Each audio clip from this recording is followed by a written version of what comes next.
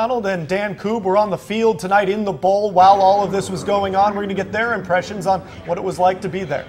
That's the only one that really matters. Charlie and Cassandra, thanks so much. Andy, we listened to Brett Favre talk for about 15 minutes here in the bowl. Unbelievable response from the fan base. I think it's safe to say any sort of animosity for him going to the Vikings, for him retiring, is gone at this point. Oh yeah, definitely. That 5-minute ovation could have gone on for 20, 30 minutes until Brett cut him off a little bit, and they did want to hear what he had to say, but it could have gone on for a while. And what did you take away from this one? The biggest takeaway from this for me is over the course of his speech, he talked about how his name is not only going up on Thanksgiving, his jersey is not only being retired today, but he's going to be with Packers fans for the rest of his life, and even afterwards once they put his name up there with the greats like Reggie White and so on and so forth. The thing that struck me the most, he said earlier in his press conference, Andy, he wasn't going to be emotional, he wasn't going to cry.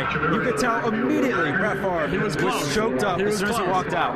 Yeah, he was definitely close. You can see it on the Jumbotron. He was thanking the fans, especially at the end. He almost had the tears. He said he didn't know if he was going to be emotional like his playing days. He didn't quite know what was going to happen. But we knew it was going to happen. Let's be honest. That's true.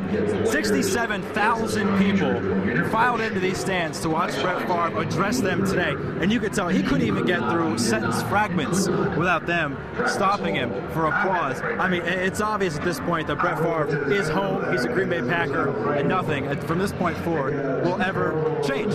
No, it's definitely not. He's going to go up there. He's going to go up on the board. They're going to retire number 4. He's the first player ever to get his jersey retired and an induction at the same time. So he's one of the all-time greats, like Ron Wolf and Harlan and Holmgren said earlier today. So he's one of the all-time greats here, if not the greatest.